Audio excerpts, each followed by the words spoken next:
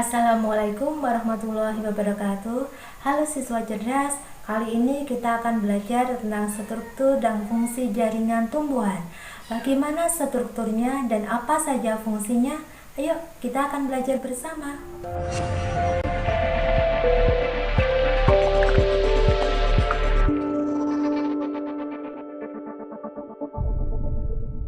Assalamualaikum. Hari ini kita akan belajar tentang struktur dan fungsi jaringan tumbuhan, materi biologi kelas 11 kurikulum 2013 bersama saya Bu Elia dari MAN 4 Bantul. Berikut adalah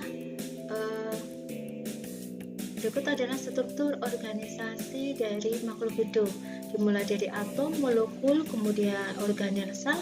Ini kemarin kita sudah belajar tentang organel sel, ada mitokondria, nukleus, lisosom dan sebagainya. Kemudian kita kemarin sudah belajar sel. Nah, sekarang kita akan belajar tentang jaringan, kumpulan dari sel itu berupa jaringan. Khususnya di sini adalah jaringan tumbuhan yang nanti akan kita bahas.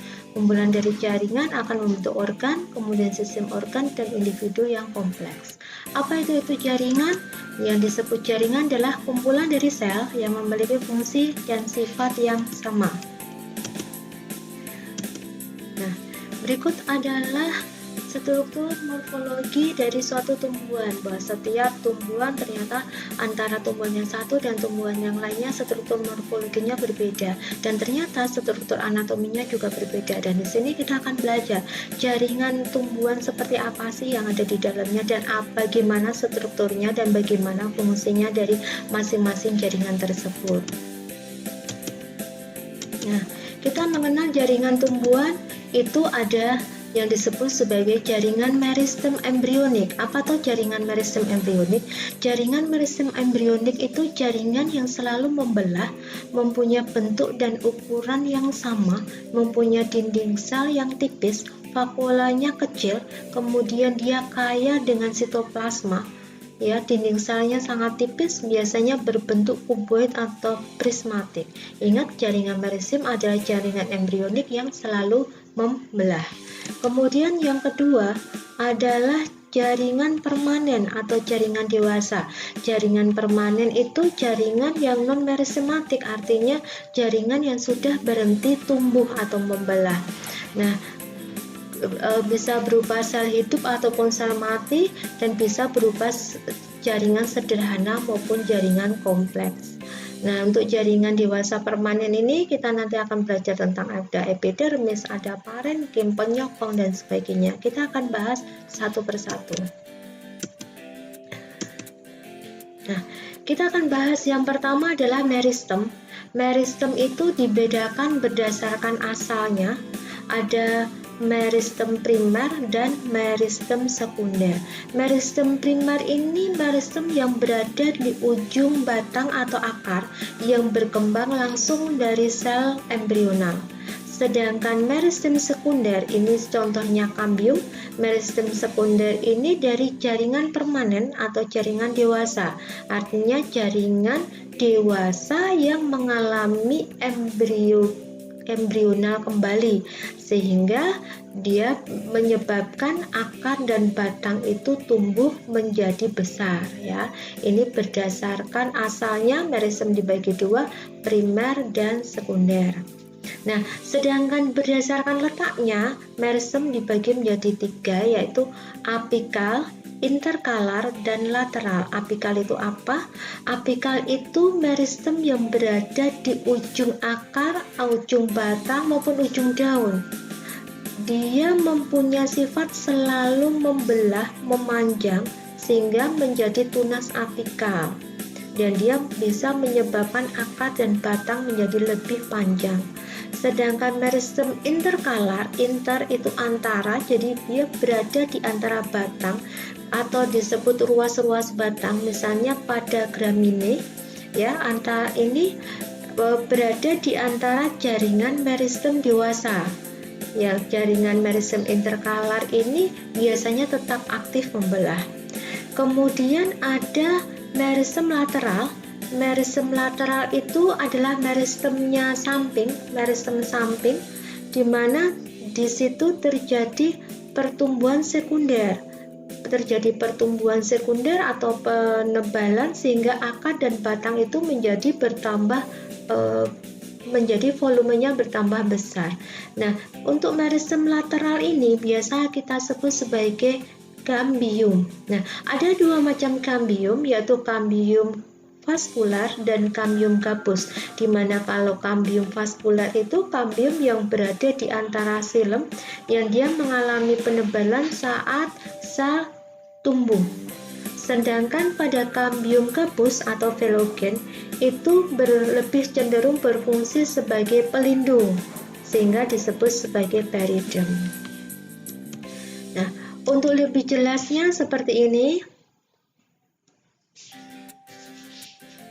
Ini adalah atunas apikal yang tadi di bagian ujung yang menyebabkan akar kalau di atas batang ya, yang menyebabkan batang itu bertambah tinggi, yang terdiri atas jaringan yang bersifat embrional yang selalu membelah. Kemudian yang di bagian bawah, nah di bagian bawah ini adalah meristem apikal yang ada di akar yang menyebabkan akar menjadi bertambah panjang. Di sini ada di bagian atas ini ada meristem yang akan membentuk akar lateral atau akar samping ya.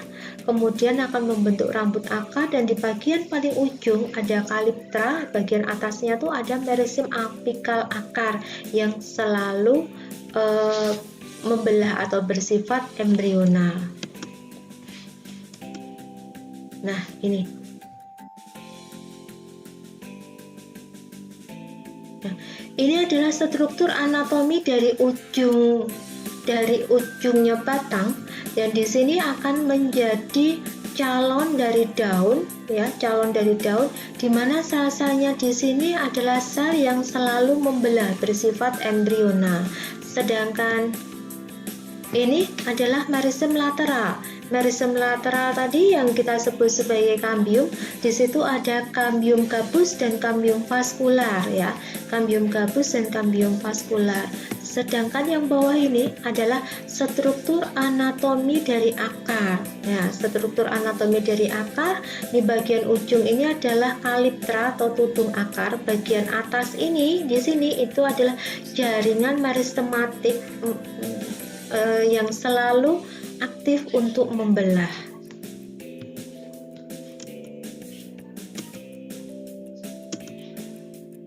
Nah, ini bagiannya tadi, dia meristem sebagai calonnya daun.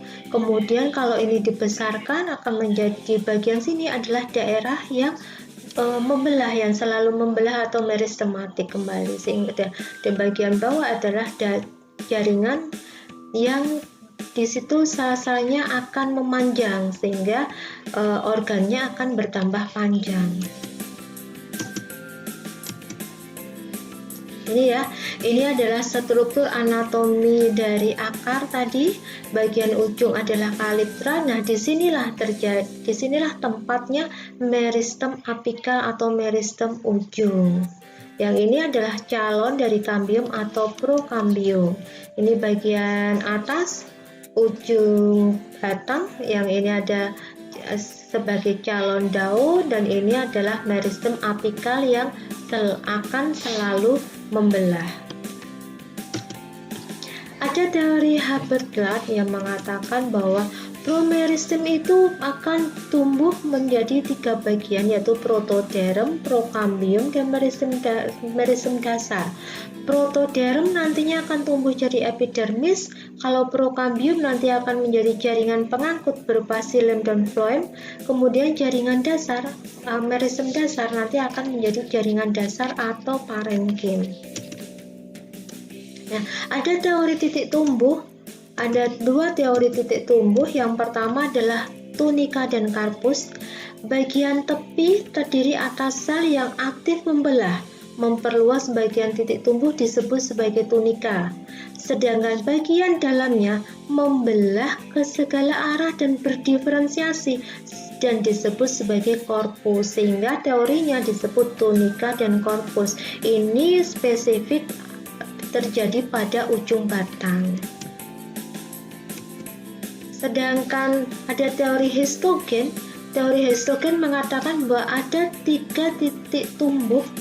Ada 3 titik tumbuh. Yang pertama adalah bagian luar atau epidermis yang nanti akan menjadi dermatogen. Kemudian bagian tengah yang akan menjadi korteks atau peribelum.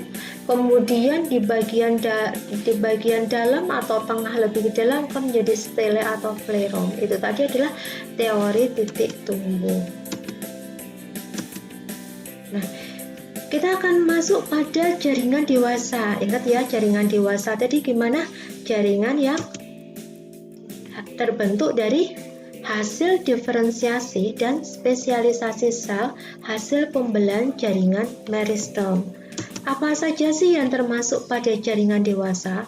Yang termasuk pada jaringan dewasa adalah pertama epidermis, kemudian parenkim, kemudian penguat, jaringan pengangkut, dan jaringan skeletori. Epidermis adalah jaringan yang terluar, susunannya rapat, tidak mempunyai rongga sel, dan tidak berklorofil. Karena susunannya terluar, maka dia berfungsi sebagai pelindung atau proteksi. Kemudian yang kedua adalah parenkim. Parenkim merupakan jaringan dasar. Hampir di semua organ tumbuhan terdiri atas parenkim. Biasanya masih bisa membelah, dindingnya tipis dan tidak rapat atau banyak rongga udaranya. Kemudian jaringan penguat terdiri atas kolenkim dan sklerenkim. Jaringan pengangkut xilem dan floem, dan jaringan sekretori jaringan yang menghasilkan senyawa atau zat tertentu yang berguna bagi tumbuhan. Nah, kita akan bahas satu persatu berupa jaringan epidermis. Nah, seperti ini. Jaringan epidermis tadi susunannya rapat, tidak ada ruang udara, tidak ada rongga-rongga sel. Letaknya di luar sehingga dia berfungsi sebagai pelindung, mencegah hilangnya air, bisa juga yang berfungsi menyimpan air maupun menyerap air, dan untuk tumbuhan tertentu dapat menghasilkan suatu senyawa sehingga bersifat atau menjadi suatu sel yang berkelenjar. Ada beberapa derivat epidermis. Sebenarnya ini adalah epidermis, tapi epidermis yang mengalami diferensiasi. Yang pertama adalah stomata. Stomata. Nah, stomata ini dia dibatasi oleh jaringan yang ada dibatasi oleh sel-sel penjaga, ya, dibatasi oleh sel penjaga yang ada di kanan kirinya, dan dibatasi juga oleh sel tetangga. Biasanya ada 3 sel tetangga. Biasanya pada stoma mempunyai kloroplas, dan ini digunakan sebagai jalur fotosintesis termasuk juga jalur transpirasi, sehingga di sini keluar masuknya CO2 maupun keluarnya CO2, ataupun juga keluarnya O2 ataupun masuknya O2. Kemudian yang kedua itu adalah trikomata, atau bisa kita sebut sebagai rambut halus. Rambut-rambut halus, kalau kalian perhatikan, ada tumbuhan tertentu atau daun tertentu atau batang tertentu yang mempunyai rambut. Sebenarnya trikomata ini hampir ada di seluruh organ dari tumbuhan. Disebut sebagai organ halus, berfungsi untuk mengurangi penguapan, berfungsi untuk meneruskan dari rangsangan, ya, berfungsi untuk meneruskan rangsangan.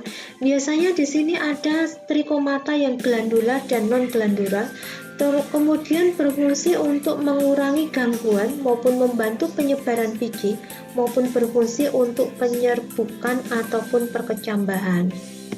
Ya, selanjutnya adalah spina atau juga disebut duri kalau kita menyebutnya. Ada 2 macam duri. Ada duri yang emergensia, itu adalah duri yang palsu. Apa sih maksudnya duri palsu? tonjolan permukaan organ dari epidermis dan subepidermis. Misalnya, duri palsu ini hanya ada pada bunga mawar, ya, hanya ada pada bunga mawar karena duri ini hanya berasal dari tonjolan epidermis. Sedangkan yang duri asli, tonjolan pada permukaan epidermis dari jaringan stele, berarti dia letaknya ada di bawah. Contohnya pada bunga bougainville. Nah, kemudian derivat selanjutnya adalah filamen, ya. Filamen ini adalah sel-selnya mati, seperti akar, sel-selnya mati. Dia berfungsi untuk menyimpan air, ya, berfungsi untuk menyimpan air. Ini jaringan epidermis akar yang biasanya akar gantung, misalnya pada anggrek. Ya, selain itu dia juga akan mengikat oksigen dan menimbun air. Ini adalah disebut sebagai derivat epidermis filamen, ya. Ada derivat epidermis yang lain, contohnya adalah sel kipas. Bentuknya seperti ini. Ini contohnya adalah sel kipas atau buliform. Ya, di sini kelihatan selnya lebih besar. Ini derivat epidermis tapi pada bagian daun yang berfungsi menyimpan air. Nah, jika kandungan air di sini sedikit, maka sel buliform ini akan mengkerut, menyebabkan daunnya menggulung. Ini misalnya pada bambusa dan cyperus. Kemudian ada litokis di sini. Litokis, kalian perhatikan ini yang bulat. Ini adalah litokis. Ini dindingnya mengalami penebalan mengandung sistolit seperti sarang lebah, ya. Ini sistolit. Ini ukurannya besar. Ya, kemudian ada sel kersik. Karena disebut sel kersik karena mengandung kristal kersik atau silika, menyebabkan batangnya bersifat keras, contohnya pada gramini atau bambu.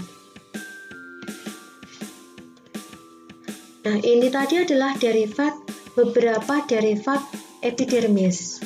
Sekarang apa sih yang menyebabkan stomata bisa membuka dan menutup?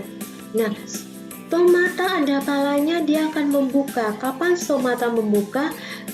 Mengapa stomata itu membuka? Stomata bisa membuka ini di sini, ya, kanan kirinya ini. Ini adalah sel penjaga stomata. Sedangkan yang hijau tua adalah sel tetangga. Nah, sel penjaga stomata ini akan aktif. Mengapa aktif? Dia aktif karena terakumulasi oleh ion kalsium dari sel tetangga. Jadi ion kalsium sel tetangga akan masuk, menyebabkan penurunan potensial air di dalam sel. Karena potensial airnya menurun, maka terjadi osmosis, airnya masuk. Nah, menyebabkan sel penjaga ini membengkak atau menggembung, menyebabkan di sini ada lubang sehingga stomatanya membuka. Tetapi berbeda mekanismenya dengan stomata yang menutup. Nah, mekanismenya di mana stomata menutup, jika sel penjaga ini kehilangan ion kaliumnya diberikan ke sel tetangga, ya, menyebabkan potensial airnya di sini menjadi lebih tinggi, sehingga selnya menjadi kehilangan air karena osmosis dan selnya lembek.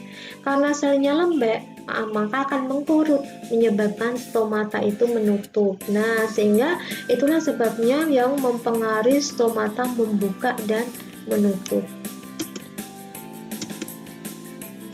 Kemudian kita akan belajar tentang jenis trikoma. Tadi kita sudah tahu, ya, trikoma adalah rambut, ada yang non glandular, ada yang glandular. Kalau glandular itu artinya stomata itu menghasilkan suatu kelenjar. Contohnya adalah hidatoda. Hidatoda itu seperti ini. Hidatoda itu ada hubungannya dari gutasi. Jadi kalau pagi hari kamu melihat ada embun atau tetesan embun yang ada di daun, nah itu adalah gutasi, maka sel-selnya mengeluarkan itu namanya hidatoda. Kemudian ini yang ada sel tembakau yang ada di trikomata tembakau, dan ini juga trikomata. Jadi semacam rambut halus yang ada di suatu organ tertentu. Ya, kita akan masuk pada jaringan dasar atau parenkim. Disebut jaringan dasar karena dia hampir di seluruh organ sel atau organ tumbuhan itu ada. Contohnya di sini adalah jaringan, ada beberapa macam jaringan parenkim berdasarkan fungsinya. Yang pertama adalah berfungsi sebagai asimilasi. Asimilasi itu apa? Asimilasi itu adalah proses pembentukan makanan. Berarti ini adalah proses fotosintesis ya. Ini adalah proses fotosintesis. Contohnya di sini adalah jaringan daun, di sini ada palisade. Berarti di dalamnya terdapat kloroplas yang berfungsi untuk fotosintesis. Yang kedua, berfungsi sebagai penimbun, tempat penyimpanan cadangan makanan. Nah, tempat penyimpanan cadangan makanan misalnya ada di umbi, ada di rimpang, di biji kentang misalnya ya. Itu adalah jaringan parenkim yang berfungsi sebagai penimbun. Yang ketiga, ini adalah jaringan yang berfungsi untuk menyimpan air. Menyimpan air adalah jumlah besar. Ini terdapat pada tumbuhan xerofit, kaktus misalnya ya, berfungsi sebagai menyimpan air. Kemudian ada jaringan parenkim juga yang berfungsi menyimpan udara. Contohnya pada tumbuhan hidrofit ya, misalnya teratai misalnya seperti itu, berfungsi untuk menyimpan udara. Kemudian ini adalah jaringan parenkim yang besar ini yang ada di sini. Ini adalah jaringan parenkim penutup luka yang bersifat meristematik. Sebenarnya ini jaringan dewasa, tetapi karena udah ada luka di situ, maka dia akan regenerasinya tinggi, maka sifatnya menjadi meristematik kembali, mampu menutup luka. Nah, jaringan ini nanti akan disebut sebagai velogen atau cambium gabus ya, velogen atau cambium gabus, jaringan parenkim yang berfungsi untuk menutup luka seperti itu. Nah, kita akan masuk jaringan penyokong. Tumbuhan tidak punya tulang sehingga tumbuhan mempunyai jaringan penyokong. Jaringan penyokongnya apa? Jaringan penyokong tulang itu ada dua. Yang pertama adalah kolenkim. Nah, kolenkim ini merupakan jaringan hidup. Dia penunjang atau penyokong pada jaringan yang muda. Kolenkim ini masih mempunyai kloroplas ya. Dia tidak berdinding tebal, dan penebalannya pun tidak merata. Penebalan hanya ada di sudut-sudut. Akan berbeda dengan yang sklerenkim. Kalau sklerenkim ini jaringan penyokong, tapi ada pada jaringan dewasa. Nah, dan ini dindingnya tebal karena mengandung lignin. Kemudian itu ada dua bagian, ada serabut sklerenkim dan sklerit. Misalnya pada sabut kelapa, di situ jaringannya kuat, mempunyai lignin ya.